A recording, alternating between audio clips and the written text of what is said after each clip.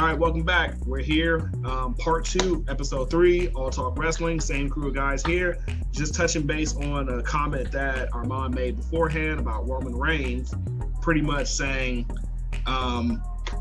superstars back then don't have it as hard as they do now, and I kind of disagree with that to a certain extent, just because of kayfabe. The internet exposure kind of gives you more access to these people's personal and real lives, but back then it's like when you were the Undertaker, you go to fucking Walmart, you had to be the Undertaker. There wasn't no Mark Calloway, you know. Like when's anybody ever heard Kane doing an interview in the late 90s, early 2000s? Nah, everywhere he went, he was the big red machine. Yeah. So, a lot of them don't have the same exposure, and kind of what we're talking about off camera is that it's safer for wrestlers nowadays. Let me read the quote the actual from the article. Right. So this is from his SI. He in quote says, "We do the same job," says Reigns. "It's not like the bumps got any worse or any better." Reigns commented, "You're always hearing a drop kick was a finisher back in my time. A drop kick is like the second move you see in a wrestling match nowadays. We're doing a lot more, and sometimes I think we're a lot more physical. And because the audience has seen so much more, we have to do a little more in order to pique their interest, in order to show them something different. What we call a false finish, a pin that people believe will be the final move of a match, we go through things those like Steamboat Savage. You'll see that on SmackDown. You'll see 15 false finishes on a SmackDown. It's strange.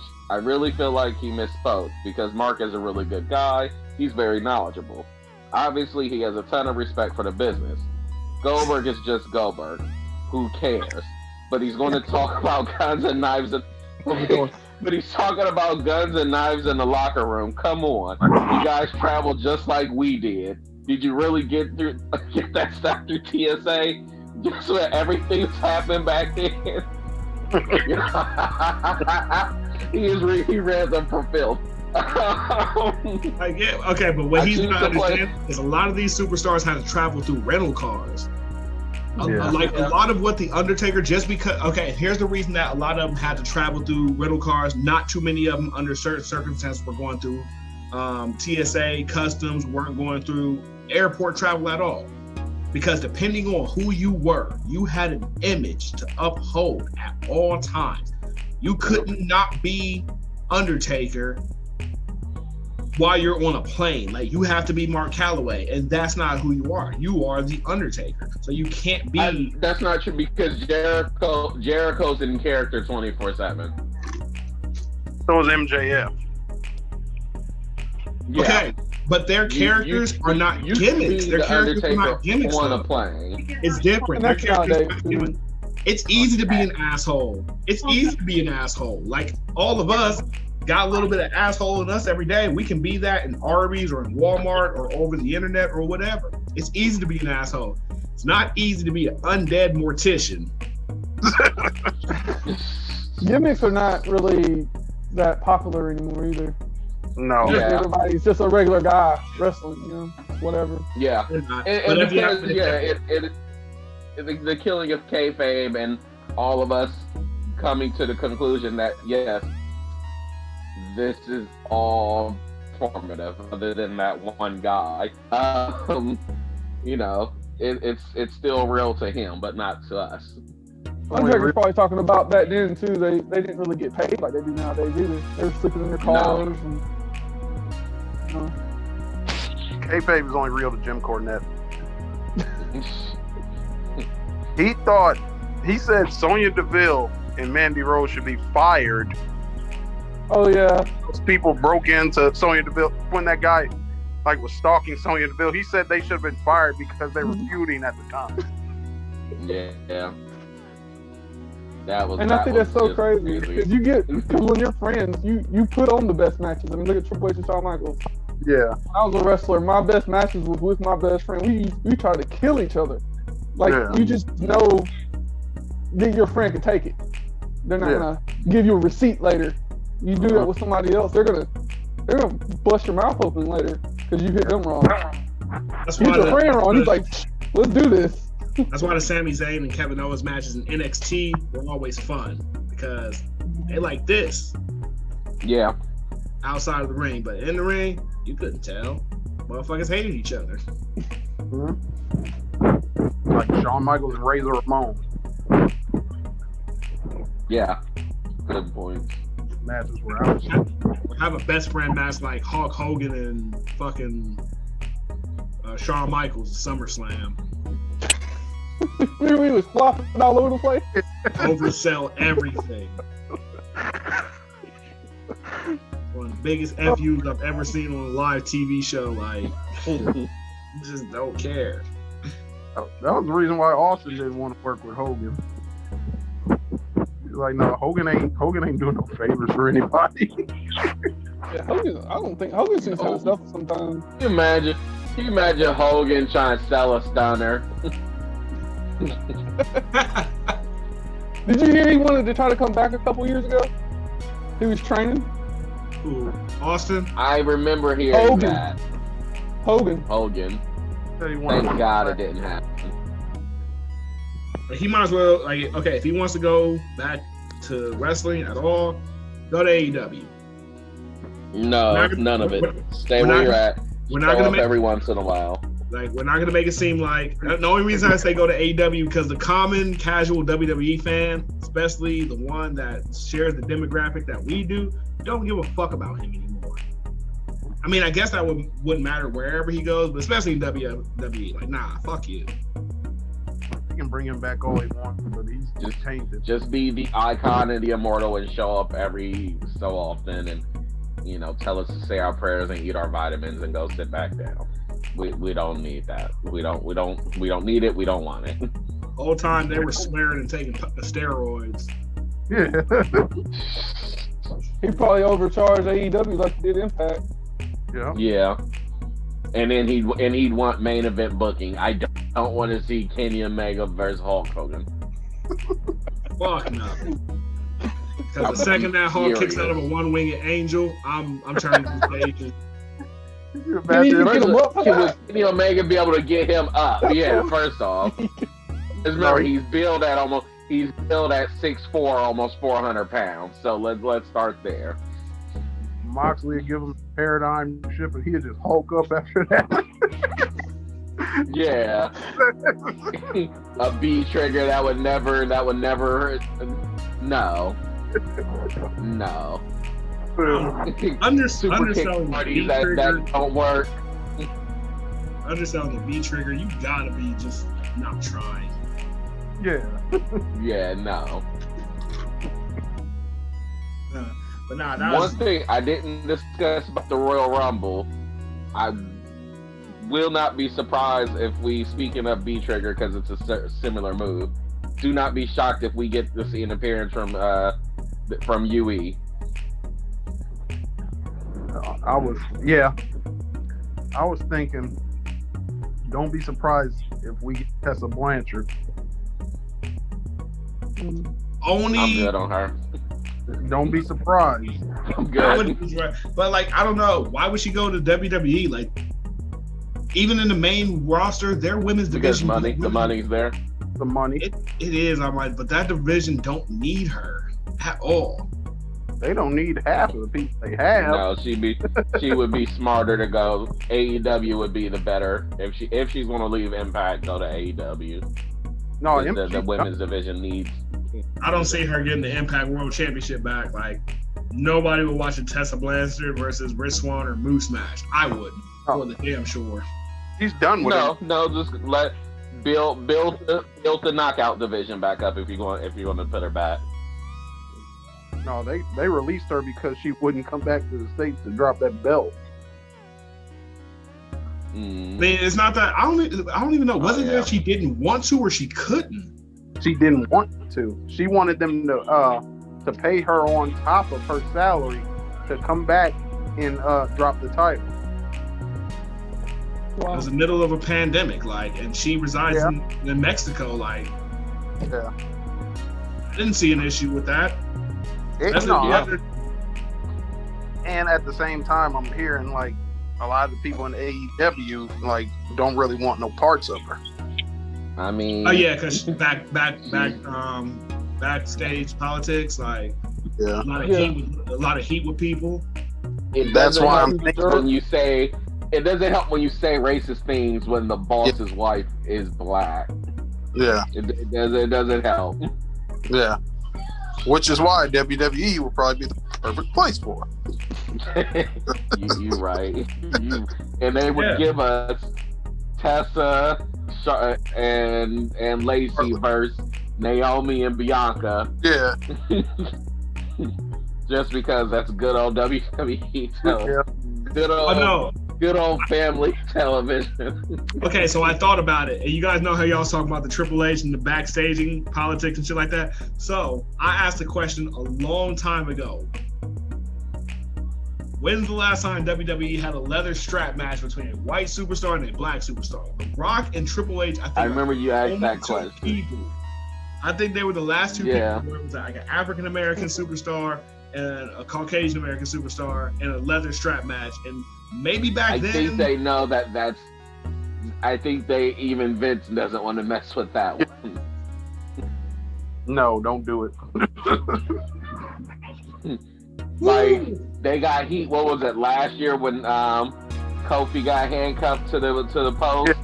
Yep. That got heat. Yep. Yeah, they need to. They gotta tread lightly. What y'all think about what's his name? Tama Tongan from I can't remember his name. Yeah, from New Japan being pissed off about the Bullet Club reunion in AEW.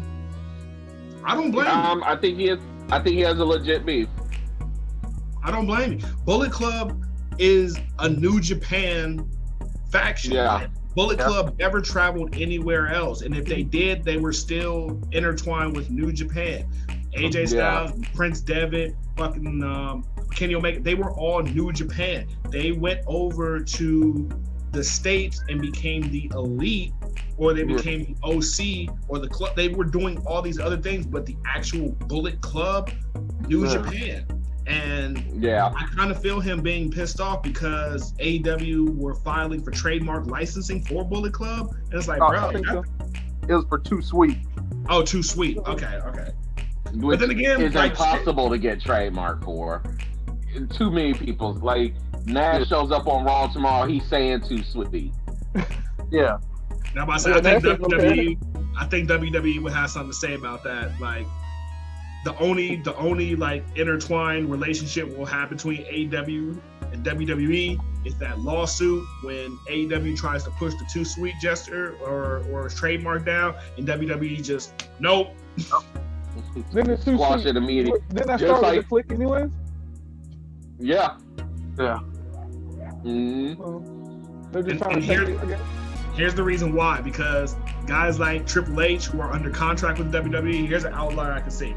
Guys like Triple H, contracted with WWE, part of a group of individuals who started the gesture and the trademark for Too Sweet. Because he is a member of where it originally formulated, and he's under contract with WWE and has been under contract with WWE. He's like, yo, I've been with this company this long. We've been doing this. Now these new group of people are trying to we're not letting that go down.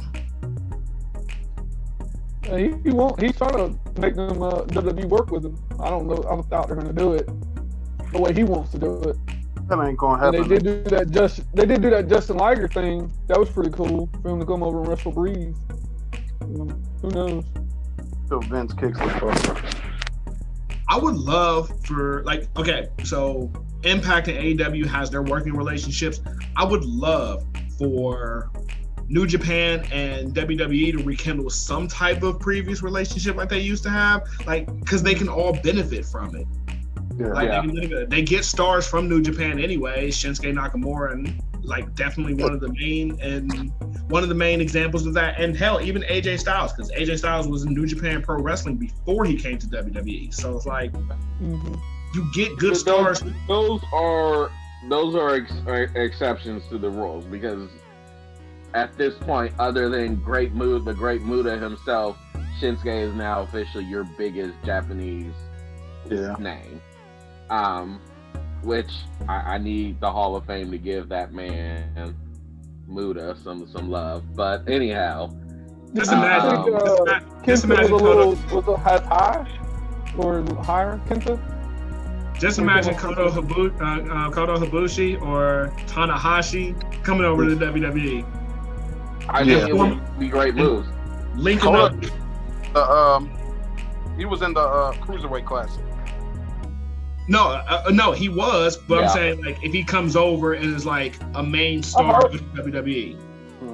I heard he was supposed to win the Classic, but he didn't want to sign the contract, so they gave it to TJP. Like I could just imagine that they get a Japanese strong style faction going on, and led by Shinsuke. Yeah, I think they dropped the ball with Kenta. What's his name? That is such a great deal in New Japan. Yeah. Mm-hmm. I think he could have been Shinsuke. Basically, he would have been their Shinsuke. I think Naito was a good heel in New Japan.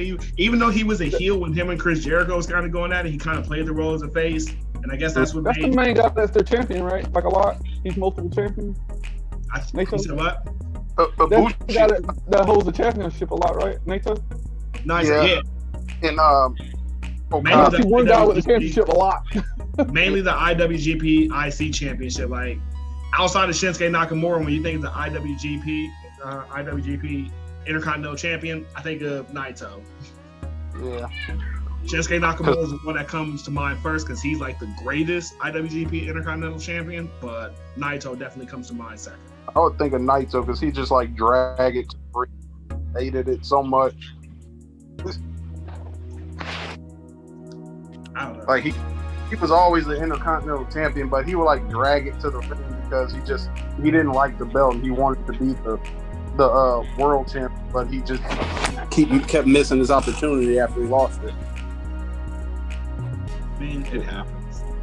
Mm-hmm. It does happen. And I don't know, could you imagine imagine like one of the big stars in WWE, Roman Reigns, going over to New Japan for like Wrestle Kingdom or some shit like that. That would be was it Jay White? Isn't he supposed to rumor be coming over? I know. Go ahead. Jay White has go ahead and leave WWE alone. Go ahead and leave it alone. Jay White's good where he's at.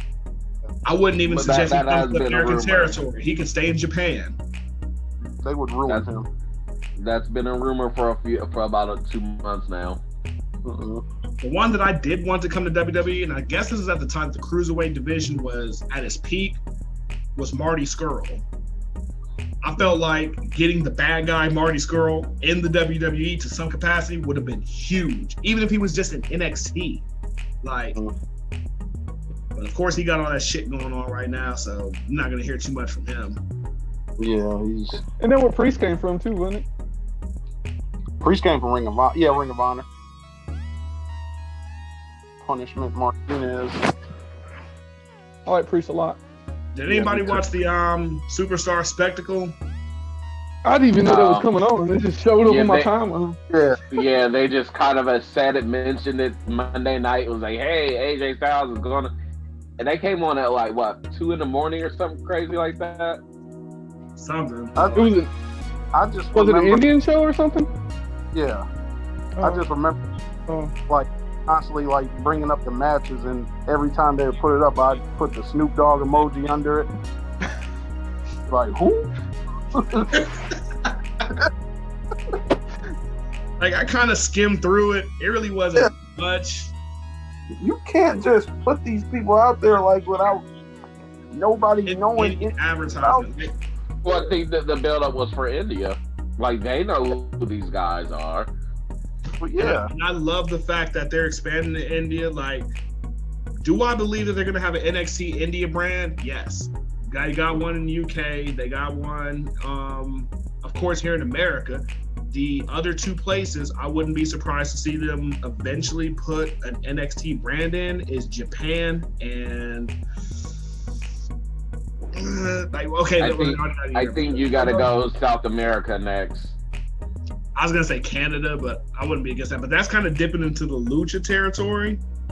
Yeah, like I think you start a network through AAA. I think that's what you do start doing. That's what they did with the Indian thing. Kali's got a school over there.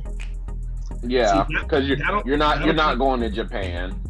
But that'll be so much harder because India is an untapped market. It's uncontested over there. So like you trying to get into South America, you got to compete with AAA. And I don't think that an NXT brand that probably won't have the creativity that they have in Lucha Underground or in AAA would succeed. I'm not saying I wouldn't be against it. Just like what would the long term for it be? Like UK, they have a great opportunity to kind of build their brand over there. And what I think they need to do as they expand, reintroduce the European Championship out there as their mid-card title. They have the North American Championship here. Bring the fucking European It only had like a 9-year run in WWE. Bring it back. Let it be the secondary title there. Yeah, and I think they'll have a hard time getting in Japan because, like, I know they were trying. I don't know if you're familiar with Pro Wrestling Noah. That's a brand in Japan. They were trying to buy to start NXT, but they wouldn't sell. The big thing, I know they're like big in Japan about like not letting foreigners come in and just like set up shop. Yeah, no, Japan is too loyal and too traditional. Them fans, they are in it though. Let you come put your flag on the ground there. Yeah, you're not Them doing Japan that. fans I mean, I I think WWE would have. I think WWE would have a good chance because they had the money to market it as such, and depending on who you're getting behind it. But like I said, if Kenji Muto, the great Muto did say, okay, I'm behind you guys on this, or you got to get someone huge to say, okay, I'll do this with you. But he's got his own promotion, and you got it. I don't believe Japan would be a smart move. It'll be hard territory to compete with, and it's nothing that they would do. I wouldn't even say they do it within the next decade, but eventually they'll look into dipping their toe in the Japanese market. They're going to have to, especially if WWE is going to grow as big as it is. Networks are paying them more money. They're getting a lot more finances. They're getting a lot more revenue and resources. Being able to expand to Europe was big as it is. And I can't wait for that brand to really take off more than what it did. I mean, it's kind of just getting back up to speed because of the pandemic and how much shit slowed down there. And I'd say within the next 2 years, we'll get an NXT India brand. Yeah. And maybe we can get some familiarity with that. Yeah. They're not doing nothing disrespectful like sending Maharaja there either. Let him be great on the main roster. No, you kind of have to send him there. Him and Kali have to kind of go over there because those are your two biggest ambassadors.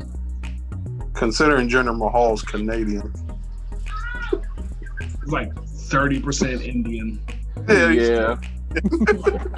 But again, he's your biggest ambassador. Look at Yokozuna. Yeah. Right. I really believe Yokozuna was Japanese for a while when I was little. Yeah, I really believe in that. I did too.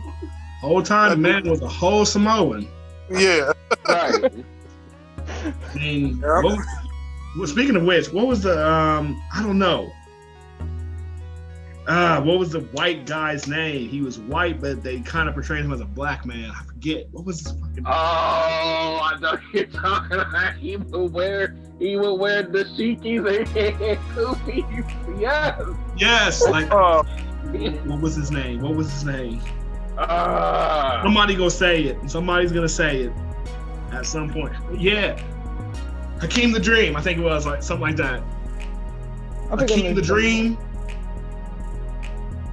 Let me just get on the interweb. Dream. He was a white dude. He was technically white, but they made him look like he was black. And I'm just like, you could have had a black man play this character. The only person whose internet just went out. Like, I'm telling you, I'm almost certain that it was Akeem the Dream. I could be wrong.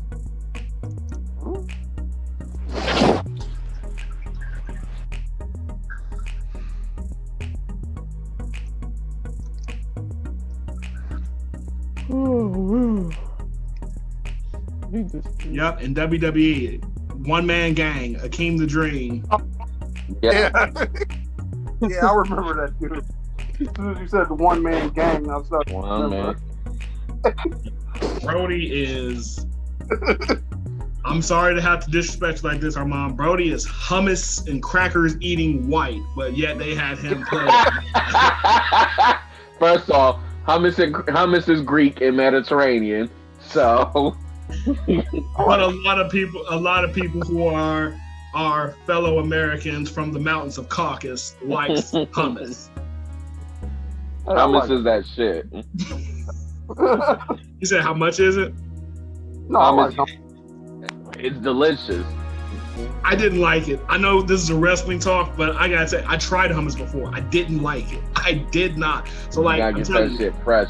Most of the shit that I talk about on Facebook when I'm talking about foods are things that I've tried, disliked, and can't understand how others like it.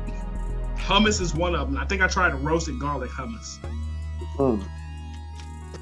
And that's just, it just turned me off. I'm like, no. Don't want it. That's just me. I knew it was a matter of time before you end up getting there too, eventually. All right, so I think we're gonna go ahead and wrap this episode up this week. Try to come up with some more interesting topics. What I'm gonna end up doing is I'm gonna try to finish my video, top 10 world heavyweight champions. Let that get a little bit of traction, and then I guess like we'll just like do a who you guys think will be a top 5. So I'm gonna try to finish the video this week, give you guys enough of an opportunity to talk about it. And then that's when I want to go off of. Spoiler alert, I'm not putting Goldberg on it at all. I don't give a fuck about him being world champion on the WWE banner. He's not there. Yeah. Everything about his reign felt forced, rushed, and just unauthentic. They always have been in WWE. Yeah. Even when he came in the first time in the 2000s. How different do you think the invasion angle would have been with like people like Goldberg and Sting? That would have been probably like one of the hottest things ever. It would have been the greatest angle in wrestling history. If we got the invasion with Goldberg and Sting. Mm-hmm. Hulk Hogan, Kevin Nash, Razor Ramon, all that. If we got the invasion with all of them, oh yeah, it would have been the greatest thing ever. But no, we were forced to deal with Team Invasion having technically, what was it, 3 people under contract with WWE? Yeah. Shane McMahon, Stone Cold, and fucking Kurt Angle. Stays the cat. Then a bunch of the mid card from WCW. Although we would have never got a big RVD run without that. So keep that in. I still RVD think that became the face of that run. Every 2 weeks. Only because he was like the biggest ECW name, not named Ronald, because they didn't even have Sabu. No.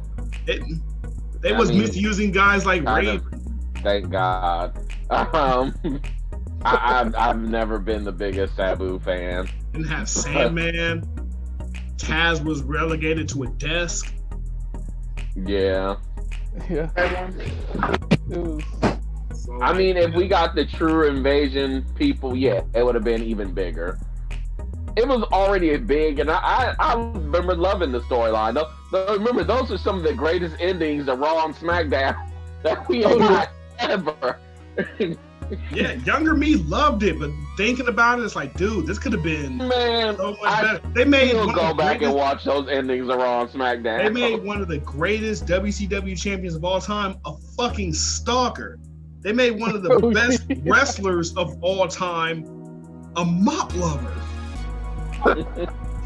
Man, fucking Perry Saturn deserved better. And he's just somewhere really messed up now. That's the sad thing. Like, The Rings of Saturn. That was like one of my favorite movies. Still one of my favorite submissions. it's like if they can find somebody to properly apply it, like nowadays, I wouldn't mind. That's why I don't. They erased Chris Benoit from the history of WWE, but Gargano using the Gargano escape and Brian using the LeBell lock, we still get that. Like, find somebody who can use these submissions successfully. Give it to Shayna. Yeah, like I like that. I used to love the Texas Cloverleaf when Dean Malenko would do it. Now I see like Rhea Ripley does like an iteration of it, like the standing. I like hers because it looks like it. It looks like that shit really hurts. Yeah. Who's gonna get the lion tamer and not that Boston Crab bullshit? The actual lion. When he's sitting on your neck. Yes. I've taken it like I play wrestling in the backyard. I've taken a legit lion tamer. It ain't fun. Hell no. Nah. Put that on me all the time. As long as Jericho's around, I don't think you're gonna get a version of it. Probably not. Or like I don't know. Like I would like for somebody to use the old submission Brock used to use, the Brock lock. Where he would like put your leg over his neck and then with he'd the like sit leg down. over the leg? Yeah. I like the stretch muffler. That shit was dope. Like, I think we just got our topic for next week, by the way. Top 5 submissions. I'm with it. Yeah, I am too. I'm with it. So like I'll make sure to send you guys a message on Thursday and say, hey, remember, we're gonna do top 5. Like, what do you think the top 5 submissions are? I'm gonna just go ahead and be honest with you guys right now. Figure 4 is not gonna be my number 1. Figure 4 is not gonna be my number 1, just off the strength that there's one thing about that submission that never made sense to me. The announcers always tell us, oh, he has to roll to his stomach to reverse the pressure. That's bullshit. There's nothing about rolling to your stomach that alleviates the pressure of the person taking the submission and reversing to the person get nothing at all. Like, you couldn't even explain to me why. Oh, well, his foot. No, there's nothing about that submission where rolling on your stomach is going to change shit. But that's what they sell us on every time. And I hate it. Mm-hmm. But yeah, we can do some of this. That'll be simple. Just top five submissions. Yeah, I think that's always a fun finishers and submissions. Yeah. I think we'll save finishing maneuvers like for another time because that could be a whole conversation in itself. Yeah. Like, why is it your favorite finisher? Is it because the name, the setup, the impact of the person that does it? Like, I don't know. Like, there's a lot that we can go through with that. And that's something that you can really think about because then you got to think, damn, what was everybody's finisher? There's been a lot of them, too. And a lot of them have been recycled. Mm-hmm. I mean, again, we're talking about something that's always recycled, from the storylines to the finishers. Yeah. The characters. One thing nobody's recycled the Hogan leg drop. I ain't seen not one motherfucker get hit with a leg drop. And I'm very glad that is one of those things that can stay in the 80s. Yeah. If anyone ever thinks the Hogan leg drop is a finisher in this day and age, they should never, ever, ever, ever become a superstar. Yeah. The only people I can think of using the leg drop is Lynch recently, right? Yeah. And that was more because and Fandango. Nia Jax uses it, but it's for like short. Oh, for her that makes sense though, because I guess Nia makes sense. Yeah. There's nobody on the male roster where that makes sense. Braun Strowman can do it, and I'll still be like, boo, get off, boo.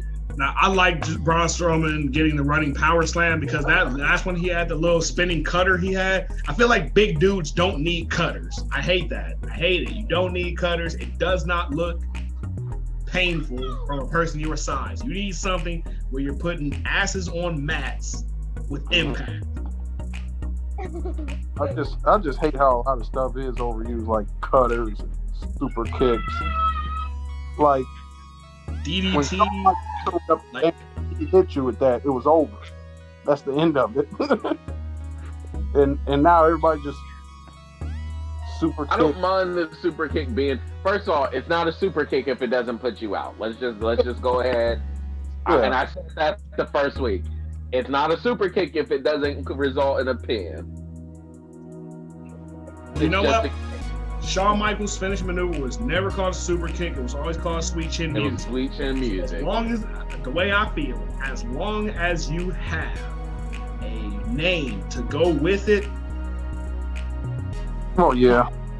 This is why I never thought the Young Bucks was one of the greatest tag teams in the world. A super kick party is the most ridiculous thing that I can think of. I think they're talented. I think they're fun to watch, but nah. I can't wait till we get spot monkeys. Yeah. I can't wait till we get to the tag team thing. I've been arguing against one tag team for the last 3 years, getting hate for it, but I don't care.